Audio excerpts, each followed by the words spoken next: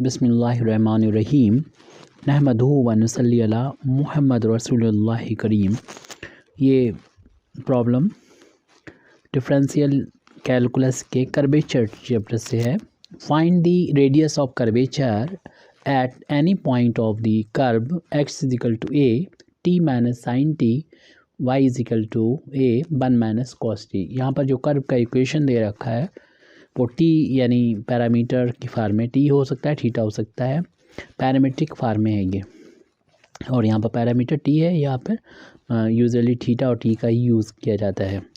तो हम यहाँ पर रेडियस ऑफ कर्वेचर का जो फार्मूला अप्लाई करेंगे वो भी पैरामीट्रिक फार्म में यूज़ करेंगे, यानी radius of curvature rho is equal to x dash whole of square plus y dash whole of square whole power 3/2 upon x dash y double dash minus y dash x double dash.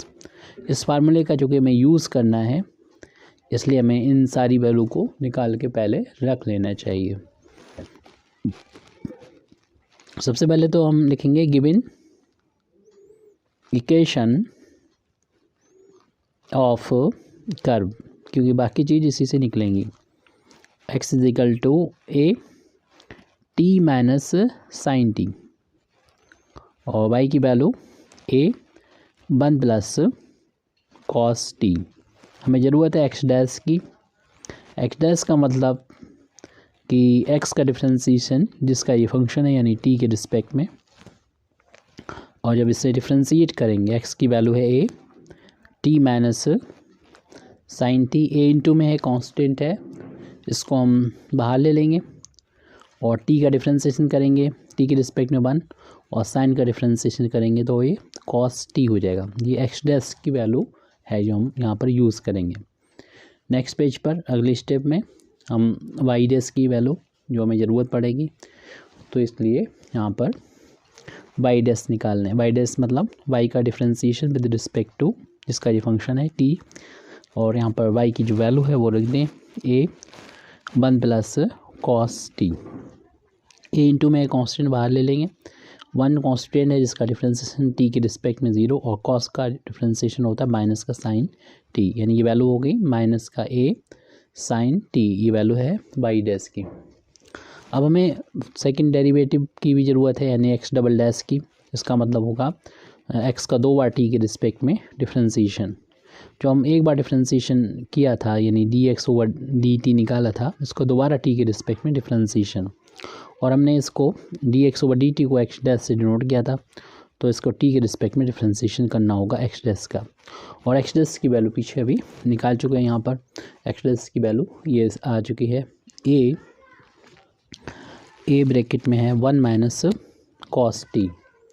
अब a into में है constant है, इसको हम जब बाहर लिख देंगे तो डिफरेंशिएशन करना होगा 1 का जो 0 होता है कांस्टेंट का, और माइनस कॉस का डिफरेंशिएशन माइनस का साइन टी होता है, तो माइनस माइनस प्लस का हो जाएगा साइन टी। इस तरीके से एक्स डबल डैश की वैल्यू a साइन टी के इक्वल आ गई। अब हम वाई डबल डैश की वैल्यू को फाइंड करेंगे, तो वाई डबल डैश का मतलब है 2 बार डिफरेंशिएशन y का t के रिस्पेक्ट में।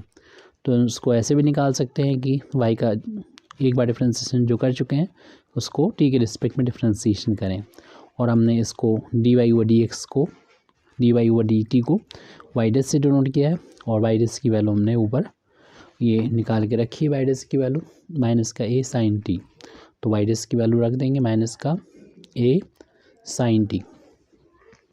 अब माइनस a इंटू में है कांस्टेंट है तो बाहर ले लेंगे, और साइन का डिफरेंशिएशन हो जाएगा कॉस टी।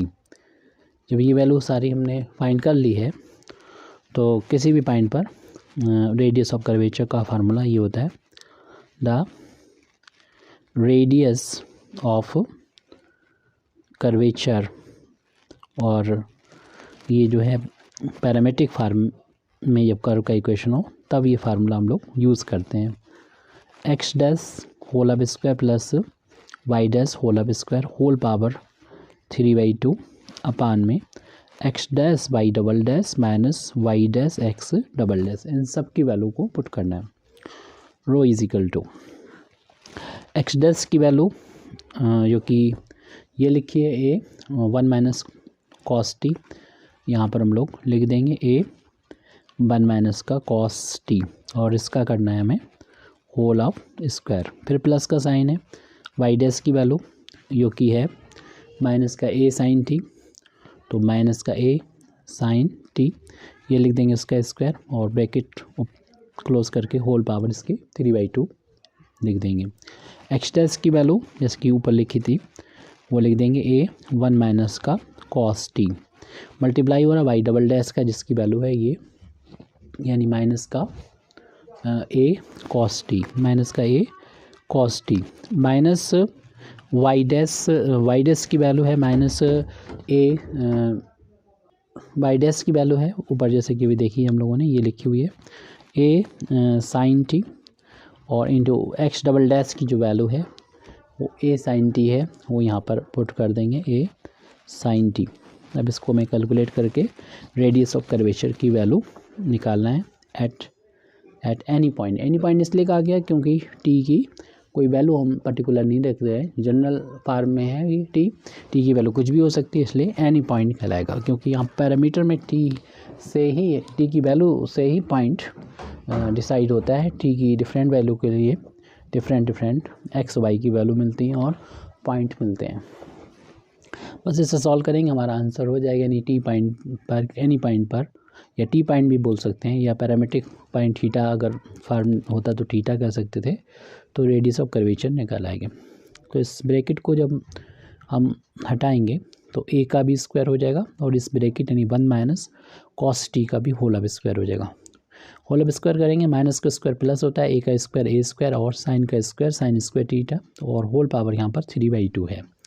इस माइनस को हम शुरू में ले लेंगे और ए इंटू ए स्क्वायर हो जाएगा, और इस कॉस का इन दोनों में मल्टीप्लाई करेंगे तो 1 में इंटू हुआ कॉस टी, और कॉस में इंटू हुआ तो कॉस स्क्वायर टी हो जाएगा। ये माइनस माइनस इंटू प्लस हो जाएगा, और ए इंटू ए स्क्वायर हो जाएगा, और हम देख रहे हैं साइन इंटू साइन हो जाएगा साइन स्क्वायर टी। अब इन दोनों प्लस का साइन लगा हुआ है, ये दो टर्म है, और इन दोनों में ए स्क्वायर हम यहाँ से बिल्कुल बाहर ले लेंगे इस ब्रैकेट से। जब ए स्क्वायर को बाहर निकालेंगे तो होल पावर इसकी 3/2 थी, वो भी इसके साथ में आ जाएगी।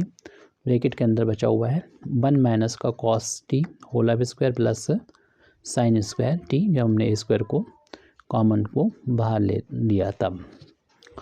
और इसमें भी हम ए स्क्वायर को अगर हम बाहर ले लें तो बचेगा माइनस, और ये पूरा bracket cos t minus cos square T. अपना कैलकुलेशन आप जिस तरीके से चाहें कर सकते हैं। साइन स्क्वायर टी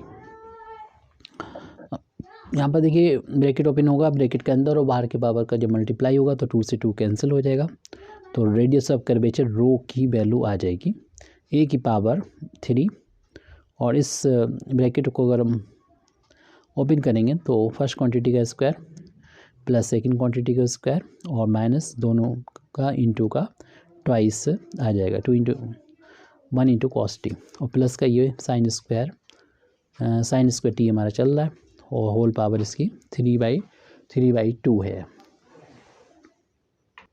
अब यहाँ पर अपान में ए स्क्वायर है बचा हुआ, और इस माइनस का अंदर मल्टीप्लाई कर दें तो ये टर्म जो होगा माइनस का हो जाएगा कॉस टी, और माइनस माइनस प्लस का हो जाएगा कॉस स्क्वायर टी, और प्लस का साइन स्क्वायर टी।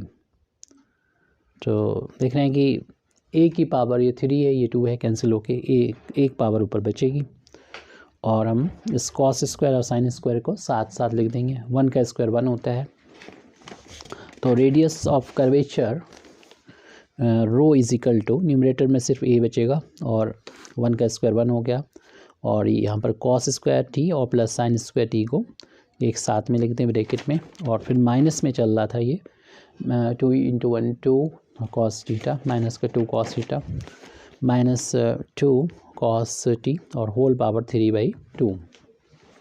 अपान में देखें ए तो कैंसिल हो चुका है, और माइनस का कॉस टी और इस sine square plus cos square को एक ब्रैकेट में कर देंगे, यानी माइनस का कॉस टी बचा हुआ है और स्क्वायर वालों को बताने के लिए कि cos square T plus sine square T 1 होता है, एक ब्रैकेट में कर दिया। यहाँ पर भी 1 रख देंगे, यहाँ पर भी 1 पुट कर देंगे। रो इज इक्वल टू आप डायरेक्ट भी कर सकते हैं 1 + 1 इसकी वैल्यू हो गई और माइनस का 2 cos t की पावर 3/2 अपान में ये ब्रैकेट है तो माइनस का cos t ये वैल्यू 1 हो गई। अब इसमें 1 1 इसको ऐड कर देंगे तो रेडियस ऑफ कर्वेचर ए ये 2 माइनस का 2 cos t होल पावर 3/2। इस 1 को पहले लिख दें और cos को बाद में लिख दें। 2 को इन दोनों में से बाहर ले लें, 2 को अगर बाहर लेंगे तो आ जाएगा 1 माइनस का cos t और होल पावर 3/2 और 1 माइनस का cos t। अब हम चूँकि आंसर इसे ऐसे सॉल्व कर सकते हैं कि ब्रैकेट हटा दें तो 2 की पावर भी 3/2 हो जाएगी और इस ब्रैकेट की पावर भी 3/2 हो जाएगी। तो radius of curvature rho is equal to a into 2 की पावर भी 3/2 और 1 माइनस cos t की पावर भी 3/2 अपान में भी 1 माइनस cos t है। तो ऊपर जो पावर है 3/2 है यानी 1.5 है तो 1 पावर कैंसिल हो जाएगी, इससे 1 पावर से हाफ पावर ऊपर बचेगी। तो radius of curvature rho is equal to a 2 की पावर 3/2 और 1 माइनस cos t की पावर हाफ बचेगी। अब हाफ एंगल में अगर इसे बदलें cos को तो हम इसको ऐसे लिख सकते हैं 2 की पावर 3/2 को पहले लिखते हैं इंटू ए बाद में लिख दिया और cos की हाफ एंगल में वैल्यू ऐसे रखें 1 से 1 कैंसिल हो जाए यानी 1 माइनस का 2 साइन स्क्वायर t/2 यानी t है हाफ हो जाएगा t/2। ये फार्मूला है होता है, हमने यहाँ पर अप्लाई कर दिया। होल पावर इसकी 1/2 है, जैसे कि आप लोग जानते हैं cos a की वैल्यू को साइन की फार्म में लिखें 1 माइनस का 2 साइन स्क्वायर a/2 होती है। तो इस फार्मूले को हमने यूज़ किया यहाँ पर ताकि 1 से 1 कैंसिल हो जाए। वैसे तो आंसर आ चुका है। तो radius of curvature rho is equal to 2 की power 3/2 into a bracket open करेंगे तो 1 माइनस 1 प्लस का हो जाएगा 2 sine square t/2 whole power इसकी 1/2। 1 से 1 कैंसिल हो जाएगी तो radius of curvature rho is equal to 2 की पावर 3/2 इंटू ए और इंटू देखिए इधर 2 की पावर भी 1/2 हो जाएगी और इस साइन स्क्वायर t/2 की पावर भी 1/2 हो जाएगी। Radius of curvature rho is equal to ये बेस यहाँ पर सेम है 2 तो पावर ऐड हो जाएगी 3/2 और 1/2 इंटू ए लिख देंगे और यहाँ ब्रैकेट हटेगा तो ब्रैकेट के अंदर की पावर और बाहर की पावर का जब मल्टीप्लाई होगा तो 2 से 2 कैंसिल 1 पावर आ जाएगी यानी 1 को नहीं लिखना है तो साइन t/2। अब यहाँ पर 3/2 और 1/2 में एलसीएम जब लेंगे 2 तो ये ऐड हो जाएंगे 3 + 1 और ये हो जाएगा 4/2 यानी कैंसिल होकर 2 आ जाएगा। तो यानी यहाँ पर रेडियस ऑफ कर्वेचर रो बराबर 2 की पावर 2 इंटू ए साइन t/2 और 2 का स्क्वायर हम लोग जानते हैं 4 होता है, इसलिए radius of curvature equal to 4a sine t/2। ये कंप्लीट सॉल्व हो चुका है। रेडियस ऑफ कर्वेचर किसी भी पॉइंट पर कर्व की आ चुकी है। Thank you very much Indeed for listening me व आखिर दावाना अल्हम्दुलिल्लाहि रब्बिल आलमीन।